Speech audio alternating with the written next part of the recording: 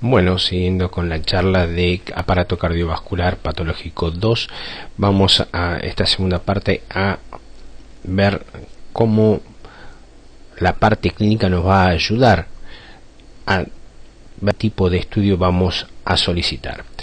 ¿Qué es lo que tenemos que tener? Una aproximación diagnóstica que va a ser de acuerdo al perfil clínico que tenga el paciente. Vamos a tener distintos perfiles, como el perfil isquémico, un perfil vascular no isquémico, perfil pleuropericárdico, perfil digestivo, osteomuscular o mecánico, neurogénico o psicógeno.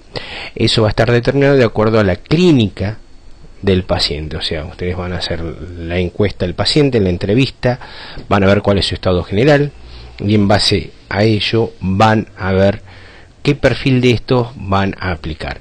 Un perfil isquémico, bueno, es un perfil de urgencia, están sospechando ya un infarto agudo de miocardio. El perfil vascular no isquémico es el que vamos a desarrollar nosotros, así como también el pleuropericárdico. El perfil vascular no isquémico, el ejemplo típico es la disección de aorta, es un dolor de inicio brusco y muy intenso, como una puñalada, se irradia hacia la espalda y desplaza hacia la parte inferior de la misma. Se acompaña de diferencias tensionales entre miembros o ausencia de pulsos periféricos. Estamos hablando de miembros superiores o inferiores. ¿Estamos de acuerdo? Así vamos a tener en cuenta que así es la dehiscencia de superior puede producir un síncope o una ACV. Es de duración prolongada, o sea, más de 30 minutos. ¿Y qué es la disección de aorta? Es el desgarro de la íntima que lleva el pasaje de sangre a la capa media con formación de una luz falsa y otra verdadera. La mortalidad del 60%. Predomina en hombres entre los 50 y los 70 años. El 65 al 90% padece hipertensión y los factores predisponentes son las enfermedades hereditarias y congénitas, Marfan, Ehlers-Danlos, defecto valvular aórtico, coartación, aneurisma. Clínica: es asintomático en el 15 al 20% de los pacientes y con un dolor agudo desgarrante en espalda o tórax de carácter migratriz, empieza en el 80 al 90% de los casos. ¿Cómo lo vamos a ver nosotros? Bueno, acá estamos viendo en el dibujo a la derecha, estamos viendo la íntima, estamos viendo la luz de la aorta y la íntima, y por dentro tenemos de la íntima los vasos vasorum que van adheridos a la aorta. ¿Qué es lo que sucede? Se produce un pequeño desgarro de esa íntima con el sangrado y posterior, digamos, ocupación del espacio de la media por este sangrado. Es la disección o tunelización de la pared arterial y es producido justamente por lo que decíamos recién, el desgarro de la íntima, con la separación de la adventicia, que es lo que muchas veces es lo que produce el dolor. Bien, ¿qué métodos de estudio vamos a tener? La radiografía no nos va a dar mayores signos. Puede ser un paciente que pueda verse un botón aórtico que esté prominente, pero nada significativo, pero lo más fiable es la TAC para confirmar o excluir la disección.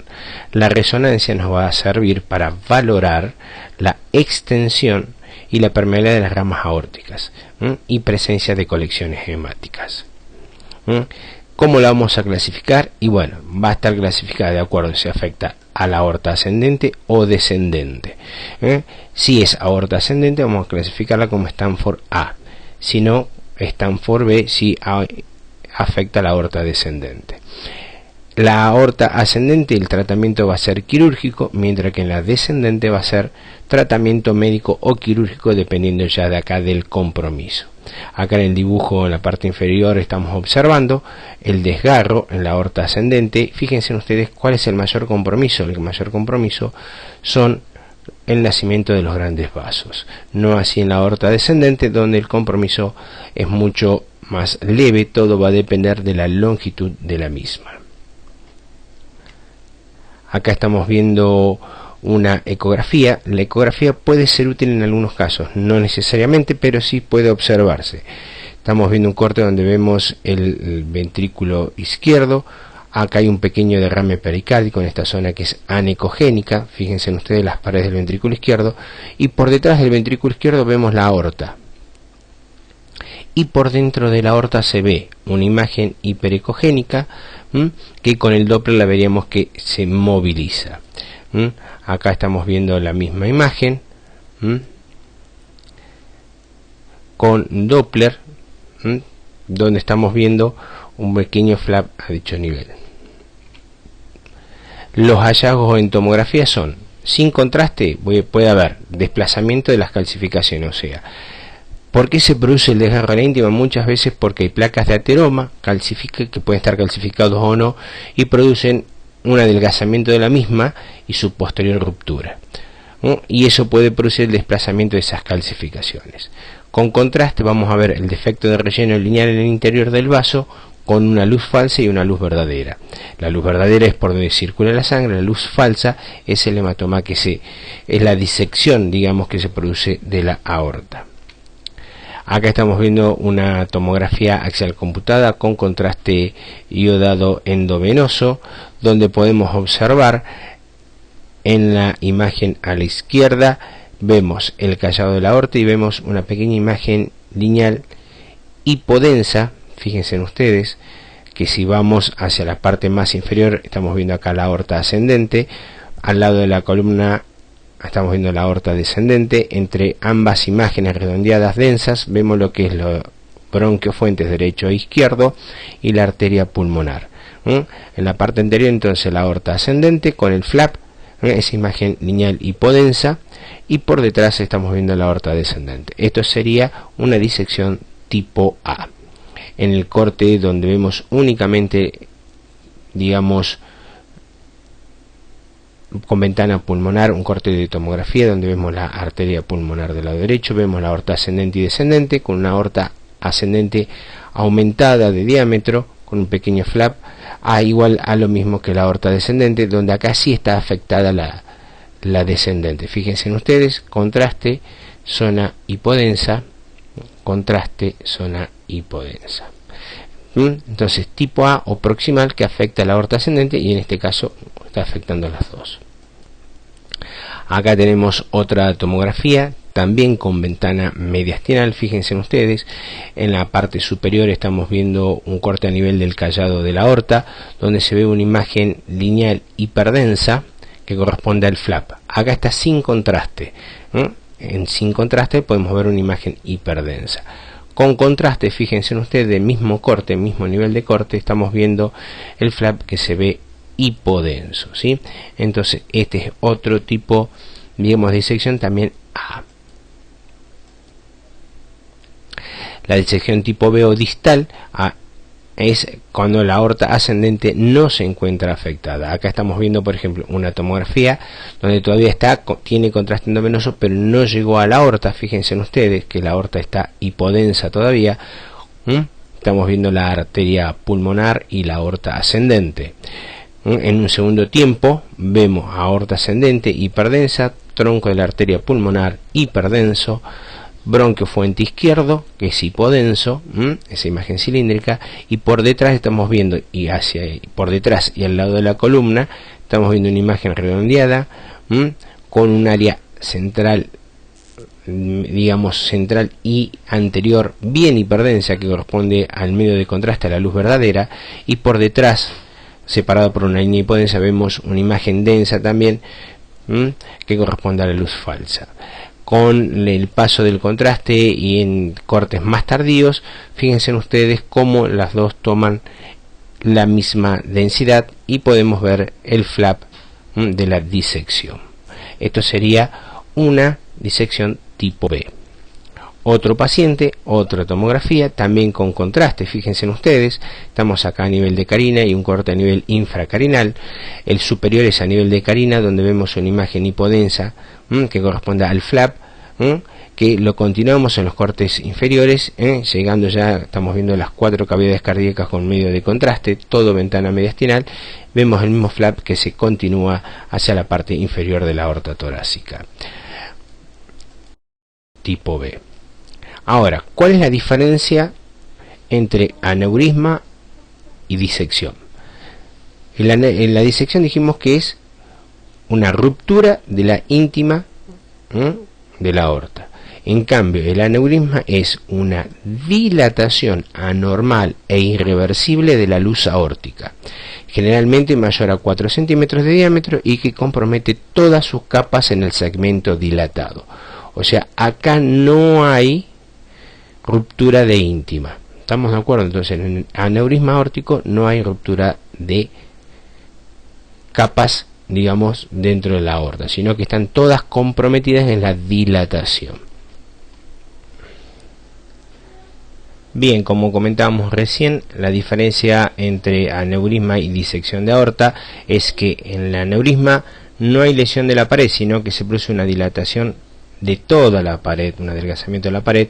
Fíjense ustedes, en líneas de punto estamos viendo lo que sería el calibre normal en el aneurisma. En cambio, en la disección hay una ruptura de la íntima, o sea, de la capa más interna de la aorta, con pasaje de sangre hacia la capa media. Esa es la diferencia que tenemos nosotros, que por ahí en la radiología, fíjense ustedes, siempre va a haber un aumento de tamaño de la aorta, pero sin realmente poder diferenciar radiológicamente lo que es aneurisma y disección. ¿Cuáles son los factores clínicos de riesgo? Bueno, la genética, edad avanzada, enfermedad arteriosclerótica, hipertensión, hipercolesterolemia, hiperlipidemia, diabetes. Y puede haber otras causas como también pueden ser traumatismos principalmente y debilidad mural congénita por enfermedad de Marfan. Los aneurismas son más frecuentes en la aorta torácica, puede también visualizarse en la parte de aorta abdominal e involucrar ambos vasos ilíacos y seguir hacia las ilíacas interna y externa. Es más común en el hombre, que generalmente son asintomáticos. Muchas veces por ahí pueden consultar por disfagia, o también se pueden encontrar en la consulta cuando llega el paciente y le dice: como siento como un latido en el abdomen. Entonces, cuando uno le pide una ecografía para ver cómo está vesícula, cómo está hígado, cómo está páncreas, hace la ecografía y se encuentra con que la aorta abdominal está dilatada. A veces son hallazgos casuales que pueden llegar a darse, es importante tenerlo en cuenta. Conducta a seguir: menos de 5 centímetros, solamente control. Mayor de 5 centímetros o crecimiento mayor a 1 centímetro por año es de tratamiento quirúrgico. ¿Cómo pueden ser estas dilataciones? Pueden ser fusiformes o saculares. ¿Qué significa esto? Fusiformes, que toman toda la circunferencia del vaso en forma cilíndrica o ahusada. Ya vamos a visualizarla. Y las saculares son bien definidos, con compromiso de un segmento únicamente del vaso. Puede presentarse como una bolsa excéntrica que sale de un lado de la pared aórtica. Normalmente estas saculares, tengan en cuenta que no solamente los aneurismas van a estar a nivel de la aorta, sino también van a estar a nivel de la arteria cerebral o en la zona de polígono de Willis. Entonces, que estos suelen ser los saculares a dicho nivel. La complicación más temida es la ruptura del aneurisma, con una mortalidad del 42 al 70%, es lo que acabamos de nombrar recién, más que todo a nivel de la arteria cerebral. Y el riesgo de ruptura es en un aneurisma de más de 6 centímetros a nivel de la aorta, por lo que en estos casos se prefiere realizar tratamiento quirúrgico. Método de estudio, volvemos otra vez al mismo. La radiografía nos puede hablar de un botón aórtico prominente, o un aumento del diámetro del botón aórtico, con lo cual nos puede hacer sospechar del aneurisma aórtico. Dijimos recién la ecografía, un paciente de un hallazgo casual, pero la TAC es el método más eficaz para el diagnóstico de aneurisma y de detectar sus complicaciones. La resonancia magnética es útil para la detección también de aneurisma de la raja aórtica y reconstrucciones multiplanares para el tema del flujo sanguíneo. Los hallazgos en tomografía sin contraste: vamos a tener la deformidad y dilatación focal o difusa del vaso, calcificaciones periféricas, desplazamiento de estructuras mediastínicas, colecciones periaórticas cuando están complicadas. Con contraste, una luz permeable, un trombo mural que produce dicha dilatación, el engrosamiento mural y las colecciones cuando están complicadas los aneurismas. Acá estamos viendo un paciente con una teleradiografía de tórax Fíjense en ustedes la sombra, la radiopacidad del mediastino. Estamos viendo en la radiopacidad del mediastino una imagen cilíndrica radiolúcida que corresponde a la tráquea. Hacia la izquierda de ella vemos una imagen densa, radiopaca, bien definida, de aspecto redondeado, que corresponde al botón aórtico aumentado de calibre. Esta es una imagen típica de aneurisma, pero fíjense ustedes que el resto de la silueta cardíaca está normal. No tengo compromiso de vasos pulmonares. ¿Qué es lo que pasa? Hacemos la tomografía y acá estamos viendo la imagen. Estamos observando la luz de la tráquea, un corte en cortes suprascarinales. Este es un corte supracarinal donde vemos la imagen hiperdensa con contraste y el mural. Acá estamos en el segundo corte, un poco más por debajo, vemos el calibre y el diámetro de esa aorta, que mide 7 por 9 centímetros, y un corte a nivel de carina. Sigue aumentada de tamaño, pero no de tal medida. Fíjense ustedes que la aorta ascendente tiene un diámetro de 42 por 38 milímetros. Estamos hablando que está normal, no así la aorta descendente. Este es un aneurisma de aorta descendente y callado. Acá estamos viendo otro paciente. Fíjense en ustedes, estamos a nivel de carina. O sea, acá estamos viendo las imágenes donde tengo una gran masa densa, isodensa, con las partes vecinas de la silueta cardíaca, y la misma imagen vemos que se pone hiperdensa luego del medio de contraste. Estamos viendo la aorta descendente de calibre conservado y las arterias pulmonar desplazadas. ¿Qué puede ser esto? Y bueno, hacemos un corte sagital, una reconstrucción, y acá estamos viendo un gran aneurisma de la raíz de la aorta. Fíjense en ustedes, acá estamos viendo la raíz de la aorta y el gran aneurisma, que lo vemos en una reconstrucción. Estamos viendo el estudio con medio de contraste. Aneurisma de la raíz aórtica. Acá tenemos otro paciente donde estamos en la primera imagen arriba a la izquierda, observamos el corazón y la aorta descendente aumentada de calibre, una imagen isodensa, no tenemos contraste endovenoso. Estamos viendo las calcificaciones en la pared de la aorta, se le realiza contraste al paciente, vemos las 4 cavidades cardíacas con contraste y la aorta también hiperdensa con calcificaciones en su pared y un gran trombo mural en su cara posterior. Este es un aneurisma de aorta que, cuando hacemos un corte, una reconstrucción coronal, fíjense ustedes cómo se logra visualizar a la aorta descendente, no así el tema del callado. Aneurisma de aorta descendente. Seguimos. Bueno, acá estamos viendo otra tomografía con contraste y sin contraste. La que se encuentra a la izquierda es una tomografía sin contraste, donde vemos una aorta descendente bien dilatada, pero que su interior tiene una imagen hiperdensa y otra hipodensa. O sea, estamos hablando con respecto a la misma, ¿sí? Y estamos viendo la aorta ascendente de características, digamos, algo levemente dilatada, aparentemente la aorta ascendente.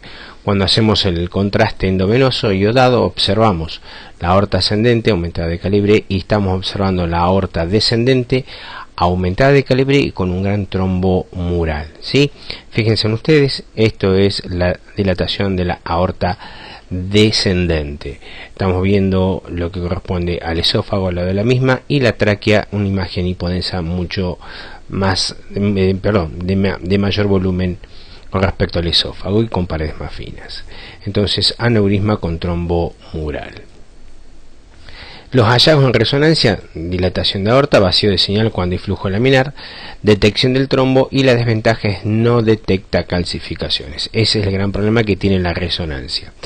¿Cuándo voy a pedir una resonancia y cuándo una tomografía? Bueno, acá lo importante va a ser que la tomografía es rápida, efectiva, pero tiene una contraindicación, que es la alergia al yodo. Hoy en día las sustancias de contraste iodado son, digamos, no producen tantos efectos adversos como hace un par de años atrás. Así que habría que ver el estado general del paciente, cómo está la parte renal, valorar su edad, que también es importante.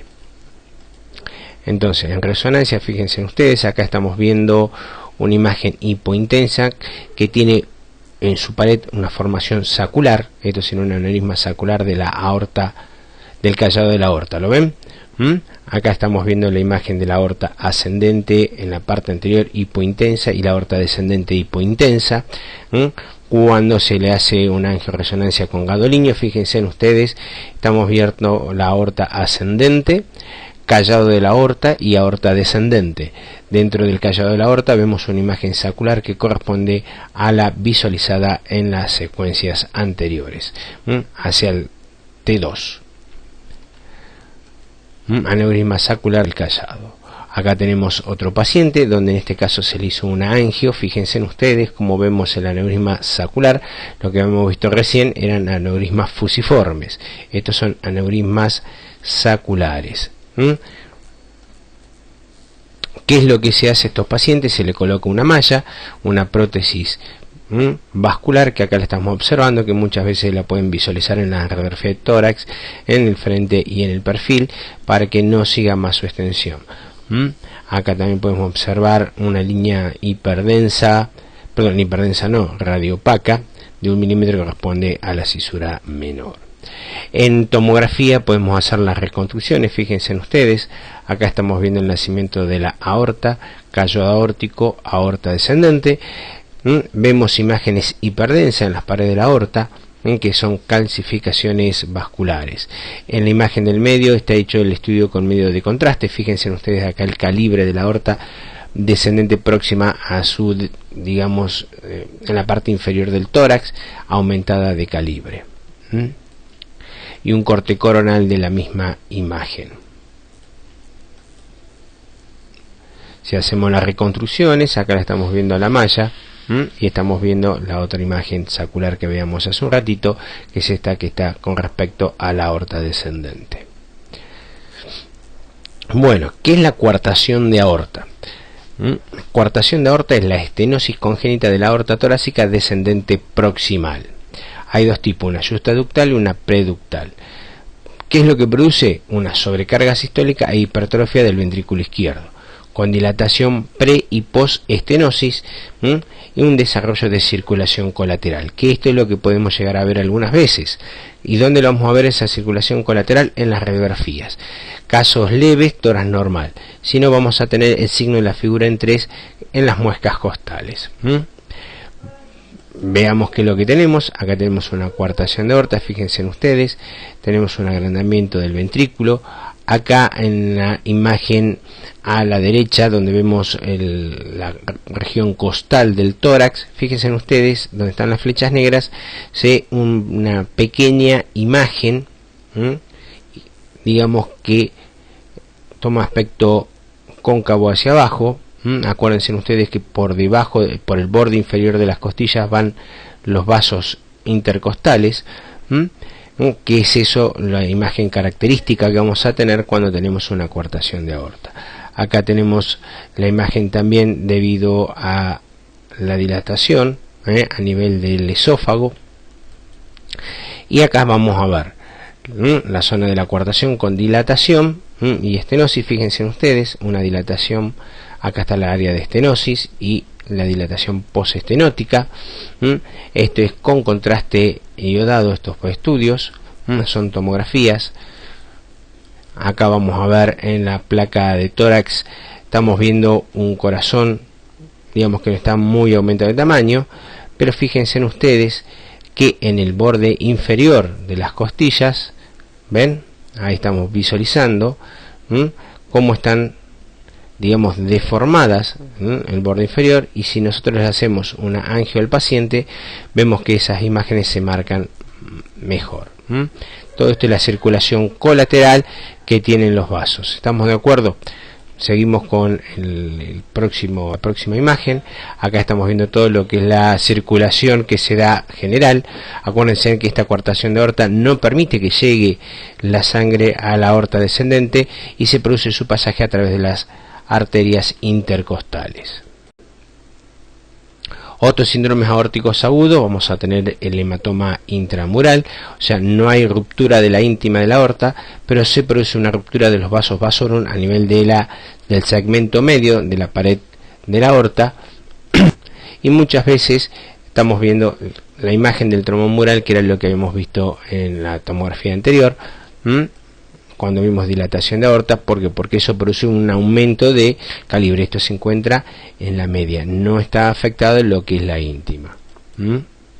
Otro paciente con una úlcera aórtica penetrante, habíamos hablado nosotros que también puede haber lesiones de la pared de la aorta. Fíjense en ustedes, acá estamos viendo aorta ascendente, el callado de la aorta, donde vemos una imagen sacular, que puede ser una úlcera aórtica penetrante o un aneurisma. Seguimos con la aorta descendente y fíjense en ustedes que tengo otras dos imágenes de similares características. ¿Cuál es la diferencia entre la dilatación de la aorta aneurismática? Fíjense en acá que voy a tener una ruptura con sangrado periaórtico. Eso es una úlcera aórtica penetrante. Es cuando se forma la placa de ateroma, se produce la debilidad de la íntima con la ruptura, la presión que lleva la luz aórtica produce un hematoma dentro de la media con la ruptura, y eso a su vez puede producir la ruptura de la adventicia, con lo cual vamos a tener un sangrado, que es la formación de la úlcera penetrante. Fíjense en ustedes que todas las patologías que venimos viendo de lo que corresponde a la parte vascular de la aorta está determinada principalmente por esta imagen, por las placas de ateroma, las calcificaciones que se pueden producir a veces en los ateromas, que producen la debilidad de la pared aórtica. Bueno, eso en cuanto al perfil isquémico, perfil no isquémico vascular. Hablamos de perfil pleuropericárdico también. Bueno, cuando hablamos de perfil pleuropericárdico estamos hablando que la clínica del paciente está en relación a la pleura y el pericardio. ¿Y cuál es la característica? Que tiene un dolor punzante, a veces opresivo, de aparición progresiva. En algunos casos va asociado a antecedentes de neumonía o un neumotórax brusco. La localización y irradiación es variable, casi siempre en un costado o retroesternal, y aumenta con el movimiento respiratorio, la tos o la inspiración profunda. El dolor pleurítico de la pericarditis es precordial, se acentúa con el decúbito y mejora al inclinar el tronco hacia adelante. La pericarditis constrictiva tenemos que tener en cuenta primero la característica del pericardio. Tenemos un pericardio parietal y un visceral, una capa serosa y una capa fibrosa no mayor de 2 milímetros, y un pericardio visceral que es monocelular. ¿Qué es lo que puede pasar entre esas dos hojas?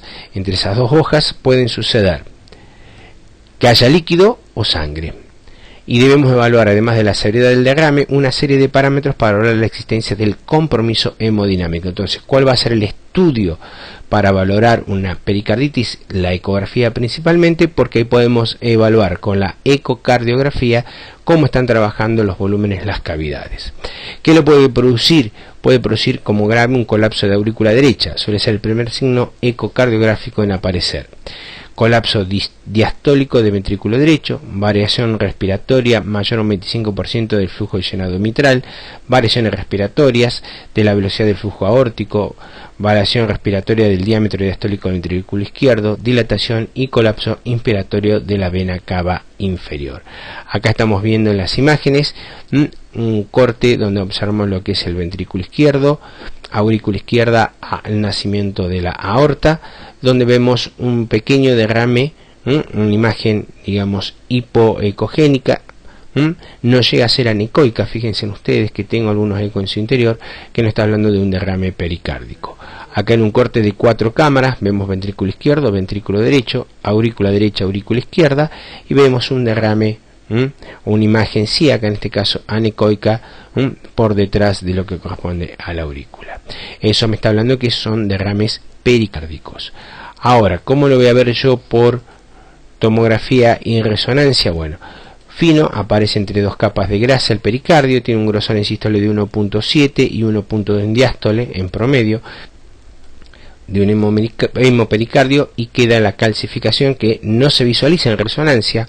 Acuérdense en que el calcio no se puede visualizar, sí en tomografía. Fíjense ustedes, acá estamos viendo la calcificación en pericardio, acá tengo otra imagen con densidad cálcica en el pericardio.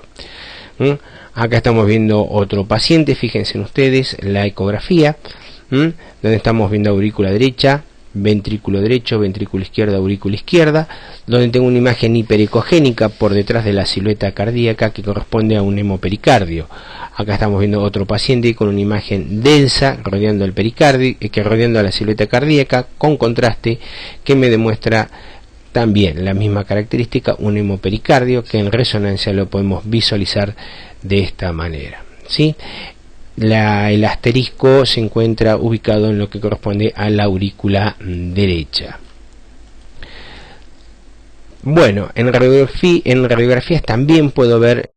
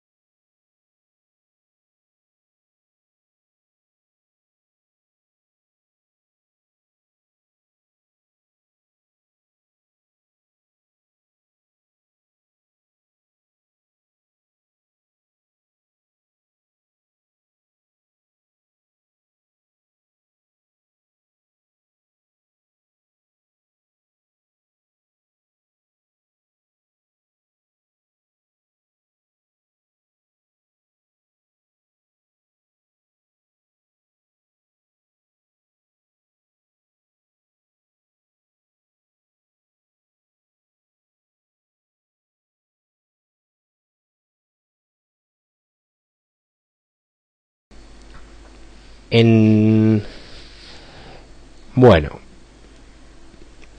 con esto creo que es todo, hemos terminado, muchas gracias, hasta luego.